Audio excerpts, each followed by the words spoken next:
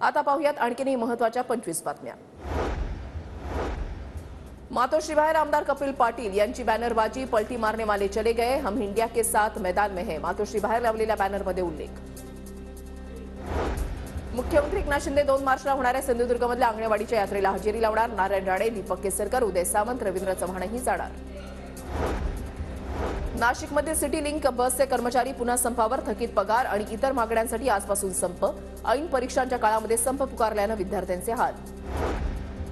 कोकण रेल्वेच्या 2 एक्सप्रेसना तात्पुरत्या कालावधीसाठी लागणार अतिरिक्त डबा। पोरबंदर कोचुवेली एक्सप्रेसला शयनयान तर हिसार एक्सप्रेसला वातानुकूलित डबा जोडला जाणार। एअर इंडिया एक्सप्रेस कंपनीकडून आगामी उन्हाळी सुट्ट्यांच्या पार्श्वभूमीवर विमान फेऱ्यांमध्ये 40% वाढ। एप्रिल महिन्यापासून वाढीव फेऱ्यांची सेवा प्रवाशांकरता उपलब्ध होणार। मध्य रेल्वेवरील धोकादायक शिव उड्डाणपुलाच्या बांधकामासाठी नवीन तारीख। 10वी-12वीच्या विद्यार्थ्यांच्या परीक्षेच्या कारणास्तव पुलाचं काम पुन्हा 1 महिना पुढे ढकललं। पुण्याच्या मुळशी तालुक्यामधल्या सर्व ग्रामपंचायतींनी दिव्यांगांसाठी असणाऱ्या 5% निधीचं गाव पातळीवर 100% प्रमाणामध्ये वाटप करावं। मुळशी तालुका अपंग कल्याण संस्थेची मागणी, गटविकास अधिकाऱ्यांना दिलं निवेदन। कल्याण डोंबिवली पालिका नगर रचनेमधील 2 कर्मचारी निलंबित। बांधकाम आराखड्यामध्ये फेरफार केल्याप्रकरणी आयुक्तांकडून निलंबनाची कारवाई। पुणे ते वेल्हा मार्गावरील नसरापूरमध्ये मुख्य रस्त्याचं जुनं वडाचं झाड कोसळलं। वीज वाहक तारांवर आणि खांबावर झाड कोसळल्यानं मोठं नुकसान, काही काळ वाहतूक कोंडी।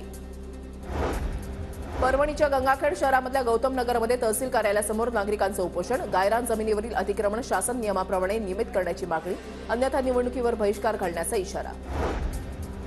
भंडाऱ्याच्या रेल्वे स्थानक परिसरामध्ये अतिक्रमणावर प्रशासनाचा बुलडोजर। अतिक्रमण काढल्यानं अनेकांचा उदरनिर्वाहाचा प्रश्न निर्माण, प्रशासनाच्या वतीनं उपाययोजना करण्याची नागरिकांची मागणी।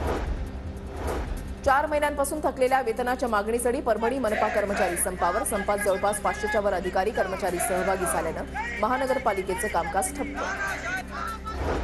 साताऱ्याच्या कोयनानगरमधील महानिर्मिती कार्यालयासमोर प्रकल्पग्रस्तांचं आमरण उपोषण। महानिर्मितीच्या भरतीमध्ये 50% आरक्षणाची मागणी।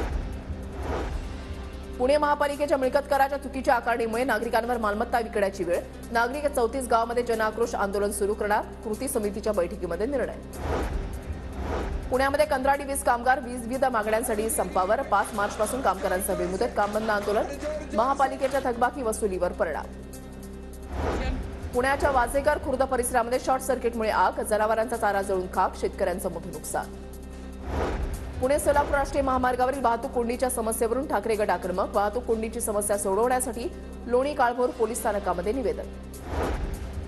नाशिकमध्ये घरफोडी करणारा अट्टल गुन्हेगार हसन कुट्टी याच्यासह 9 आरोपी पोलिसांच्या जाळ्यात। पीआय राजू सुर्वे यांनी घरफोडीचे 10 गुन्हे आणले उघडकीस।